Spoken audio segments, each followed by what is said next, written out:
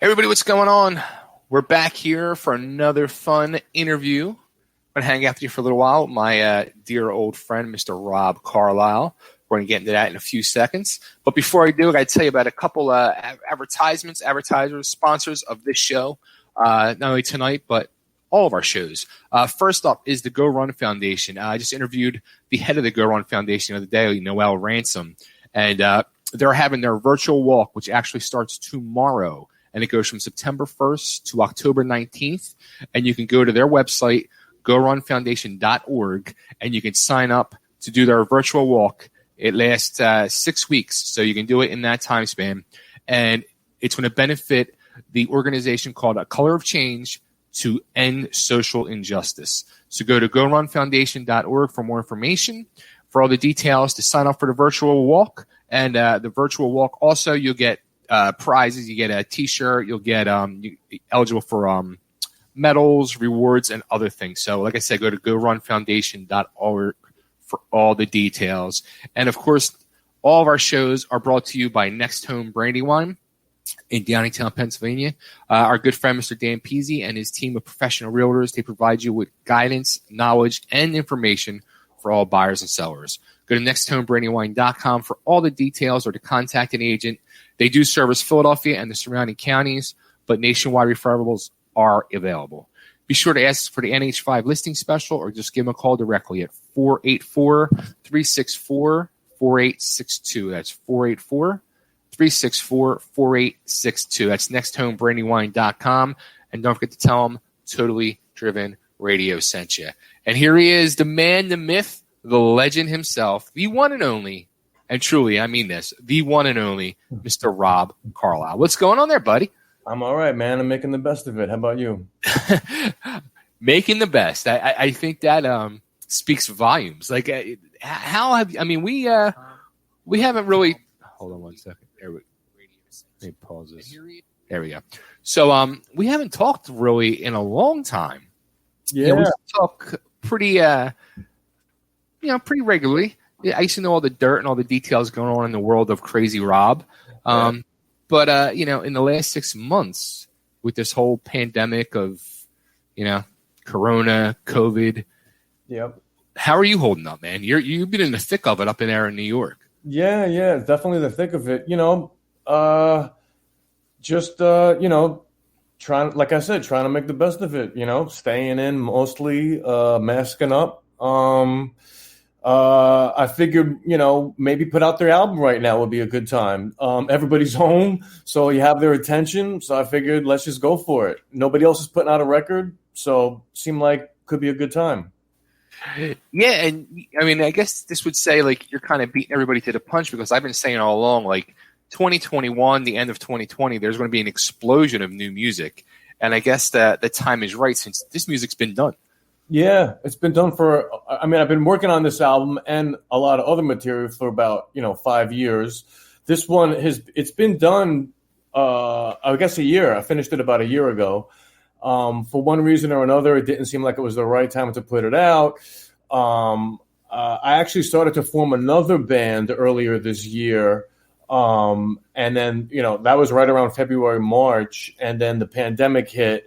And so that got put on hold, and I was like, "All right, let's put this album out." So wait a minute. So you were forming a whole nother band? Yeah. More of like a even bluesier and more rootsier version of the Compulsions. So we have our own material. We were going to cover the Compulsions and our own stuff, and then whatever kind of covers that we would maybe sort of do. But again, that got put on hold. So, I figured let's just put out the album, the Compulsions album.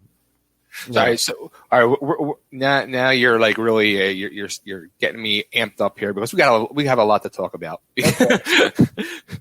So with this new, is this going to be like just a Rob Carlyle thing? Was this going to like? I put it together. I don't want to give away too many details, as you could probably imagine. But it's very Compulsions-y. Obviously, anything that I do is going to probably have that kind of sound or that kind of vibe. So it's not like a massive departure. but I would say it's a more rootsier version. So, it wouldn't be, it's probably not going to get into any like punk territory or any like kind of, semi-metal-esque territory. It'd definitely be like the rootsier aspect of what the Compulsions does. So what does that mean? Obviously the blues and a little bit of funk and the, southern or country or whatever you want to call that kind of music, reggae, but not the metallic aspect of what the Compulsions does and not the punk version. So a band that my hope was that it would be a band that could play out more than the Compulsions plays out, because as we know, the Compulsion doesn't play out that often. Right. So my goal was to make a band that could actually like do stuff. And then the pandemic hit and like nobody's doing nothing. So right. And we have our own songs, our own material. I was going to put out an EP. That kind of was the goal. Was I was going to put out an EP by this new band and the Compulsions album at the same time, and then use this band to sort of promote the Compulsions album and our own stuff. So again, that expression, if you want to make God laugh, tell him your plans, right? So none of that really worked out. And so I figured, all right, so one thing at a time, let's put out the Compulsions album because it's done. And start to do some publicity for that, stuff like this podcast, and take it from there. All right, so let me ask this magical question. Did this other project, did they have a lineup? Because we know the Compulsions has been, this all-star lineup of sorts that, has left you for greener pastures, what shall we say? Yeah, you can look at it that way. That was the goal, was that this band would be a more reliable, lineup that I could count on to do shows, and just do stuff. So that was the name of that was the band. I'm not going to give away the name or who's in it or anything like that, but it's just another, if you think the Compulsions is cool, then I think you would think this is cool too. Again, a more roots rock version of the Compulsions. So even though the Compulsions is very rootsy, but we would dive more into that category. So I know you're not going to give away names, but is there anybody in this other project that we know? What do you mean we? And what do you mean no? Some of the guys I've been affiliated with in the past, so that's all I can say. Interesting. Very interesting.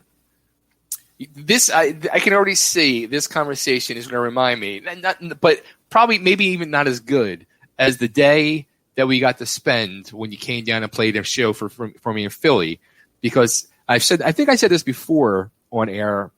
If people were in the car with us for our conversation that day, and we said it throughout our conversation as we were driving around. If people could hear our conversation, it would just blow their minds away. What was I in rare form or something? Oh, absolutely. Really? And we kind of just met, or we had done an interview before. Yeah, we did a few interviews. Yeah. I mean, everything I said ended up coming true, if I remember correctly, right? It's possible. Yeah. I don't remember the exact conversation because I was probably talking a mile a minute, as I can sometimes do. But if you say it's true, then I'm sure it's true. Yeah. Let's just put it this way. It was way before the actual Guns N' Roses reunion happened, and there was a lot of Guns N' Roses talk in our conversation, and yeah. Oh, okay. I don't remember what it was. Yeah, interesting. So, all right. So, oh boy, where do we start? So, actually, again, like since something you did from the shows. I kind of lost you there for a minute. I don't know what you said. You went over to Europe and did some shows last year. Oh, yeah. The past couple of years, I've gone over there a couple of times. My friend Daryl Bath, who people might know, he was in a band called the Crybabies, and he does his own stuff. And we're musically very compatible, and actually on a human level, we're also very compatible. And his girlfriend actually put the whole thing together both times. And we went out there and we played a bunch of shows in England, Germany, and Sweden. Cool. Yeah. Now, it was fun. Yeah. How was that compared to, like East Coast crowds? Well, everybody always told me that, once you get to Europe, you're going to see that the crowds are more enthusiastic. And I have to say that it was, for the most part, true. Yeah, there was like, they kind of know their quote unquote rock and roll, history and folklore and all that kind of stuff. And so it was really cool to, play for those people and hang out with those people. And it was great. It was really awesome. How is it a big thing here, I guess, in the States, is a lot of, people who are too cool for school, like to really get into the show and the music and let their emotions show sometimes. You think it's a little bit of that where they're not as maybe, pretentious over there, where they're not trying to be too cool?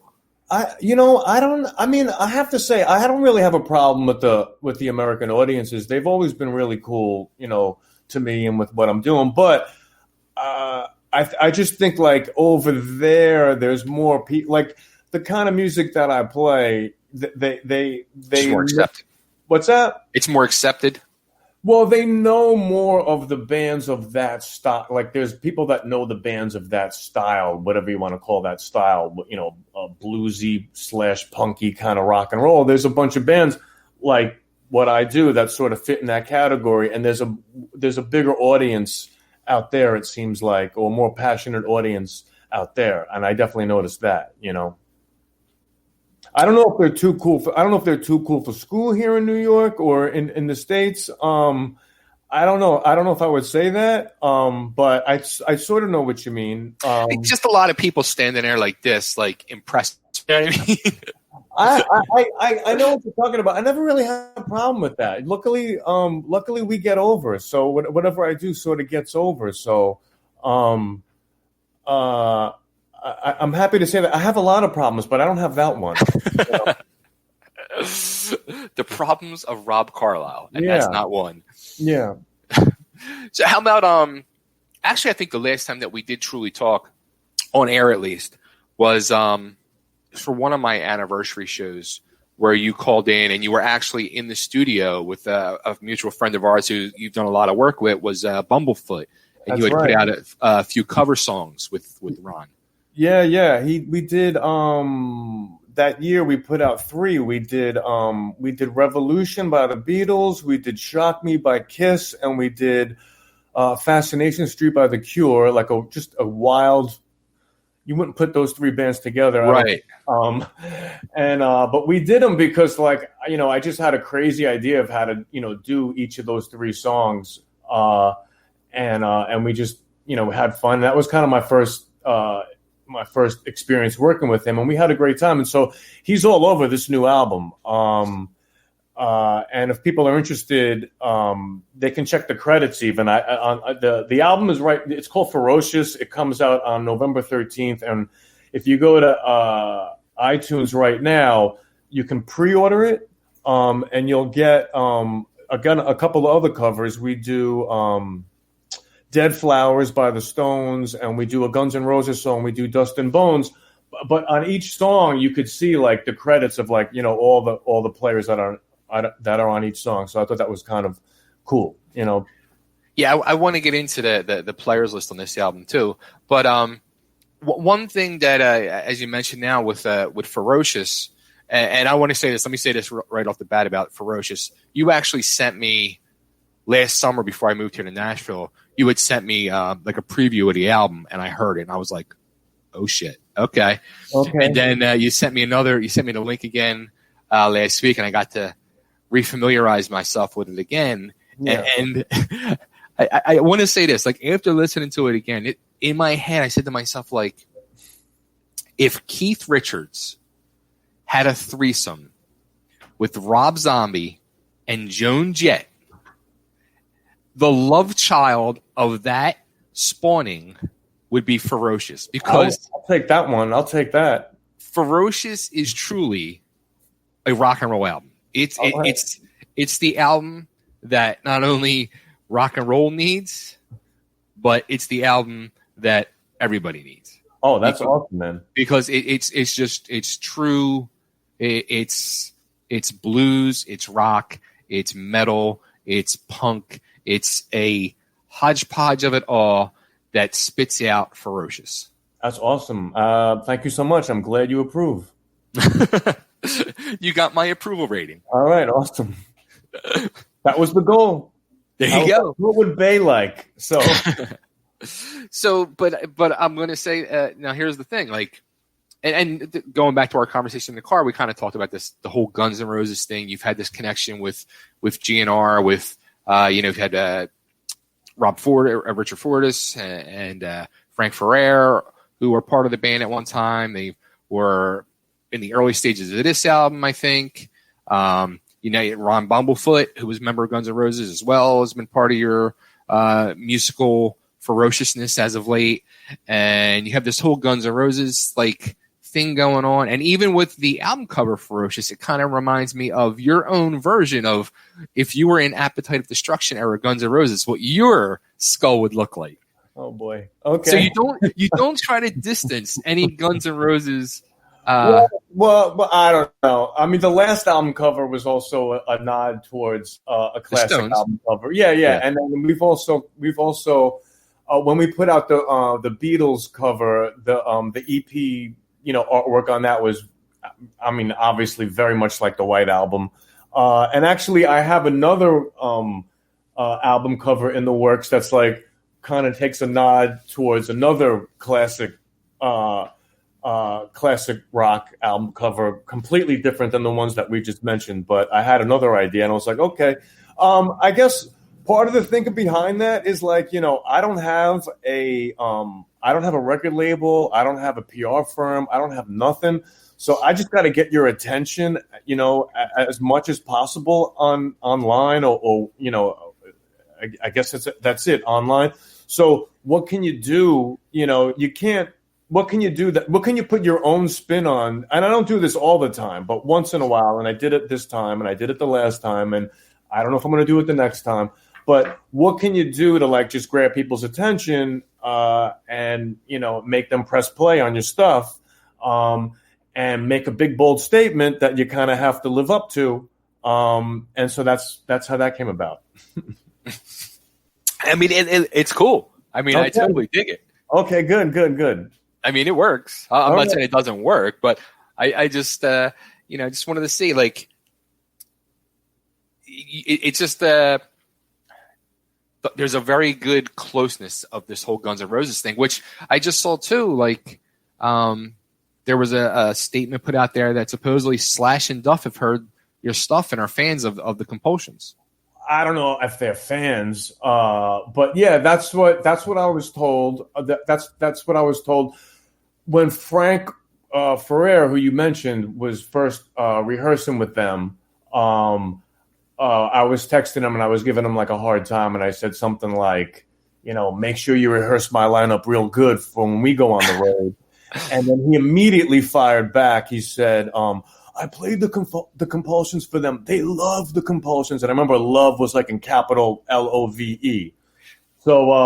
So me, as being a wise ass all the time, my reply was something like, of course they love it. It sounds like they're already on it, So yeah, that's how that went down.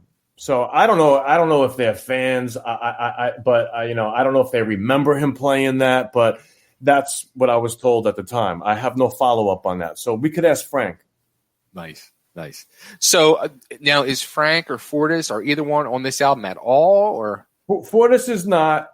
Frank is on like half the album. Yeah. Okay.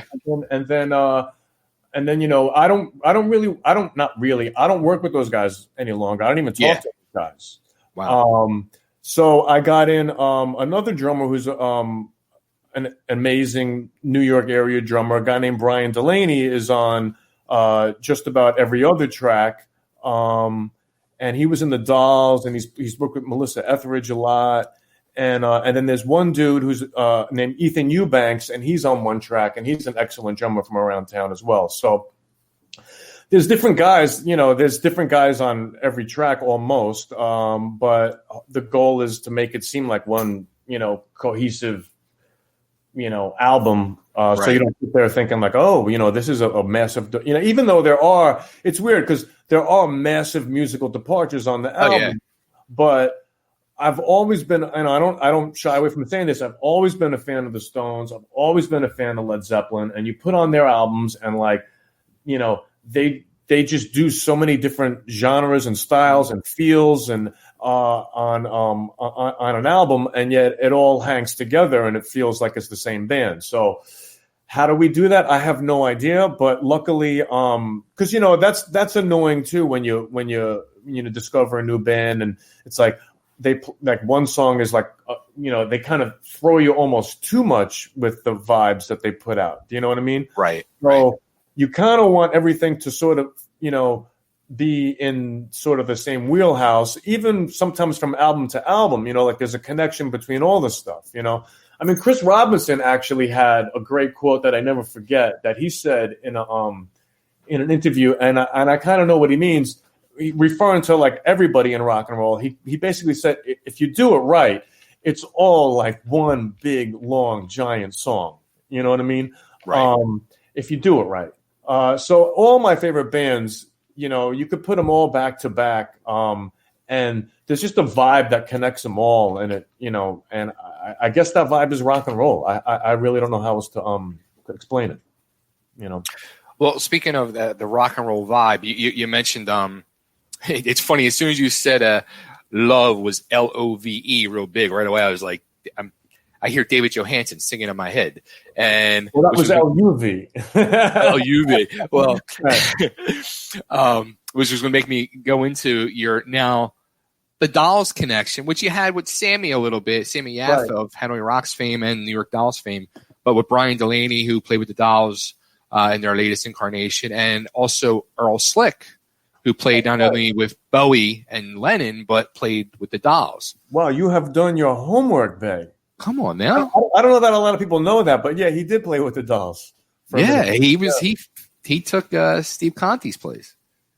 Yeah, after Conti, there was a couple of guys. I think there was a Blondie guitar player in there for a minute too. Oh, okay. I don't know the order. And unfortunately, it seems like the Dolls are taking a break right now. I love them, but I think that Earl was the last guitar player that they went on the road with. I don't know if he's on an actual album or not. Conti did the two albums, the two reunion. Yeah. Okay. But no, Earl's phenomenal. I mean, if people are curious, they could go check out the Compulsions Instagram page, and I have a lot of behind the scenes footage of the making of the album, and you could see Earl working on some songs. And I mean, the guy is rock and roll royalty, and I sat this close to him, and I could tell you the reason why is because he's just incredible. Yeah, and he's pure rock and roll. And I think people mostly associate him with Bowie and John Lennon to a degree, but he loves that Stonesy, bluesy type stuff. I mean it came so natural for him. It was almost like he could be in the Stones. You know sure. what I mean? Yeah, sure. So it makes me want to ask you, like, if and when there's ever live shows again, whenever this does happen.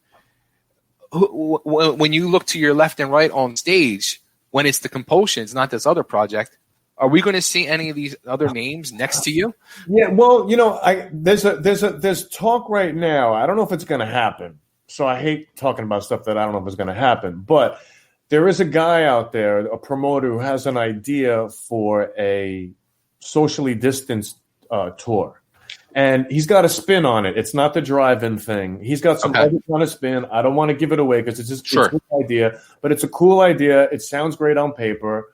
I don't know if we're going to do it, but I ran it past the guys. And I can tell you that Brian and Alec Morton, who's all over this album too, on bass. Rachel Slab. Yep. Alec and Brian and Bumble, we're all down to do it. So that could potentially be it. Is it going to happen?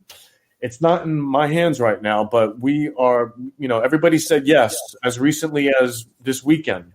Wow. So I don't know if it's going to happen. I mean, it sounds like a crazy idea to me, but if they can put it together and the situation is right, me and the guys will do it. Interesting. Very interesting. So, I mean, you still, after the other lineup of the Compulsions with, Fortus and Frank and Sammy, where they left to go, the Guns N' Roses, or Sammy went back to be with Michael Monroe, it's almost like you haven't learned your lesson, because these other guys at any moment could end up leaving you to go, like Ron, he's the lead singer of Asia now. Yeah. Well, nobody's going anywhere right now. Right now, but yeah. So that's why I ended up, probably that's why I ended up putting together this rootsier band that I keep referring to, because I was like, well, I don't know that I have a band that's going to be able to play, and I definitely want to play. So let me put together a perhaps more accessible band. Yeah. And so that's what I've been doing. I probably never should have called the band the Compulsions from the get-go. I mean, my goal was to always have like a real band with, 4 guys that you could count on always being there. For reasons beyond my control, that has not been the case. But, hopefully people get by this point that if I'm behind the wheel, that it's going to be a musically satisfying experience, no matter who's in the band or who's on the album. So, but yeah, it would be nice to have a band that was more at my disposal. So yeah, absolutely. We shall see. Interesting. We are patiently waiting this. Yeah. Well, I mean, there's a lot going on in the world right now, so it's definitely not. I have a good excuse at this point. At this point, you have a good excuse. Yeah. Now, how about the which kind of like shocked me as I was going through earlier and getting ready for the interview, was I didn't realize like the time has truly flown. It's been 5 years since your last album. Yeah. Well, like, why you wait so long, man? Well, like I know you've had this album. Yeah, that's a great question. Well, I have way more than these 10 songs that I've been working on. There's at least another 2.5 albums worth of material. I just when that lineup dissolved, there's no way else for me to say it, but my heart was broken. Sure. I mean, those guys broke my heart. They hate me or whatever.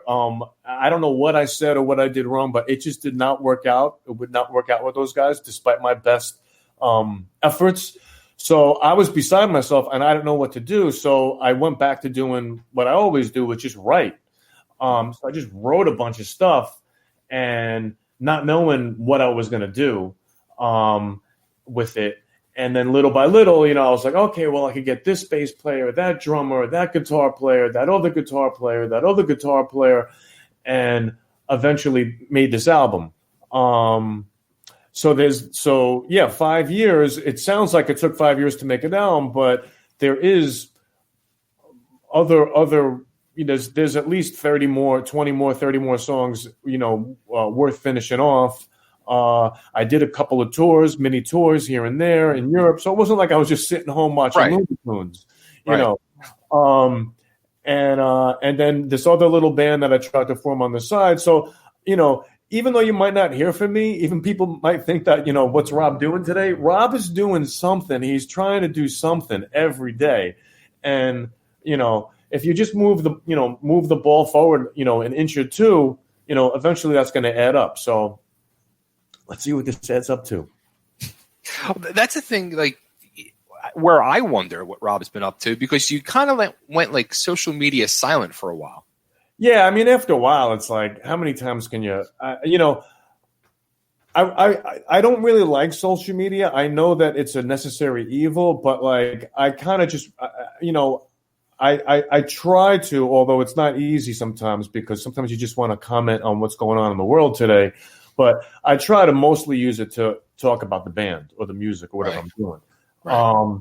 And so if I don't have anything worth reporting, then I'm just going to be quiet, So now people are probably seeing or hearing from me a little bit more, and that's because I got something to say, The music is ready to talk. Yeah. So, and luckily, it's been getting a good response from, guys like you. So, the public needs to go to that iTunes page and check out. You could at least hear the 2 covers, And if you poke around and put two and two together on the Instagram page, you can start to hear like the beginnings of some of the songs and get a feel for like what we were doing. Right. So, and then I've also put out a couple of some teaser videos here and there where you can hear, like, for example, we have a song on the album called Dirtbag Blues, which is 60 seconds long. And, you can hear that whole song in its entirety. It's an unmastered version of it, but you can hear it on the video. So, nice.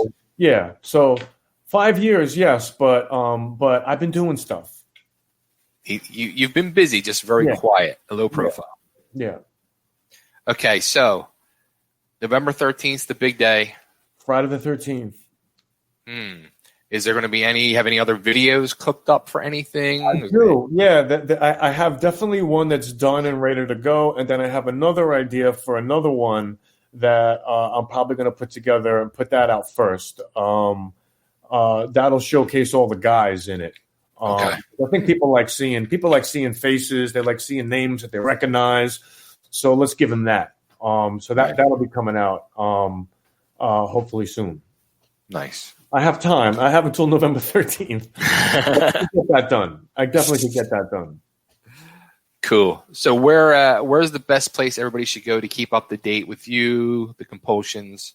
Well, definitely the website, but my social media page and then Instagram too. There's stuff on Instagram all the time. I don't have a Twitter, although I probably should. You used to, though. You got rid of it. Did I?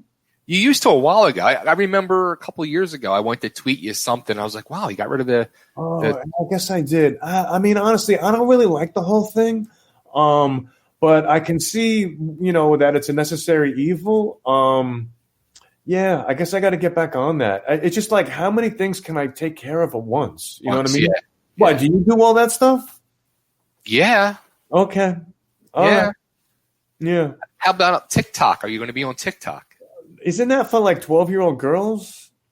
That's what I thought initially. Uh-huh. But now it's like for everybody.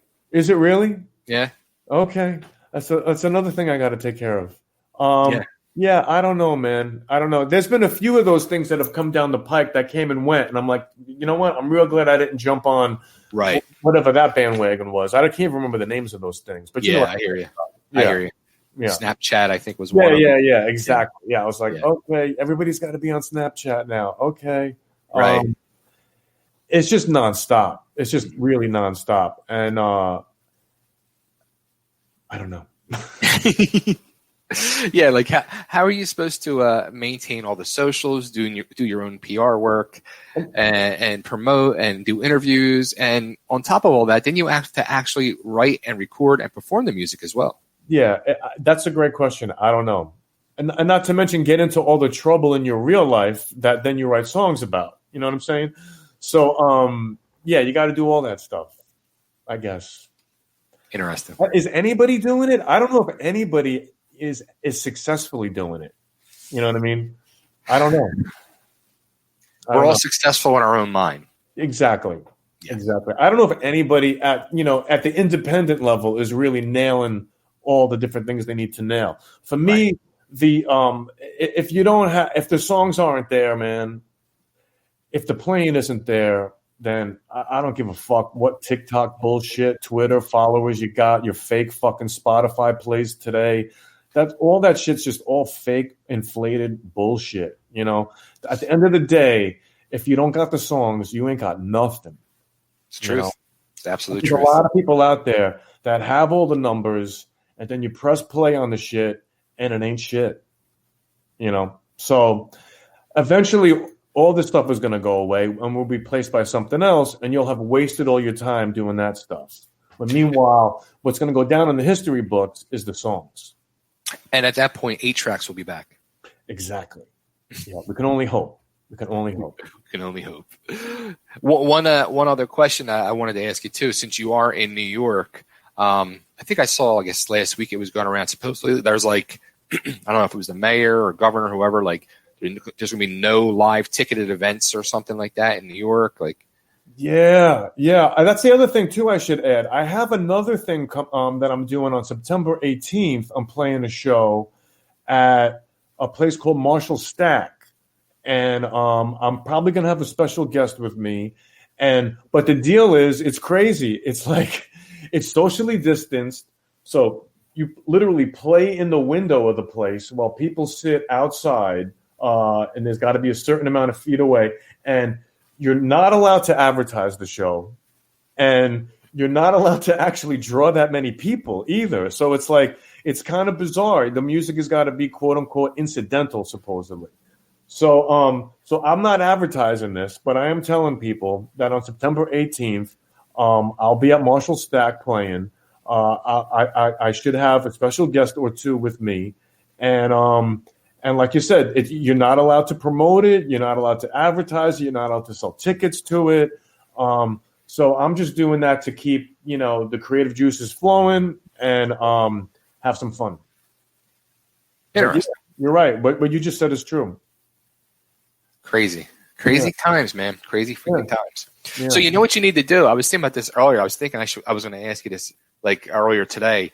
So you come back on here. We do this again when the album is officially released, and bring your acoustic with you and do a song for us. Do a song on online. Yeah, why not? Let's do that. Man.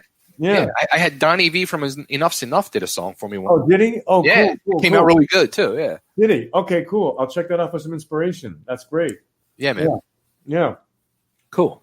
All right, so let's keep in touch a little more now, and especially since you're off of radio silence, and you have things to say. I have things to say. I have things to do. Yeah, totally. So let's set that up for November when you come back, and we'll talk more Ferocious as the world can finally hear it, not just me. Yeah, totally. I appreciate that. We're going to do that. Awesome. Rob, always a pleasure, man. Always a lot of fun talking to you. Yeah. Thank you. And don't be a stranger. No. Yeah, I'm going to follow up right after this. Cool. All right, hang tight. I'm going to end the live feed. Okay, cool.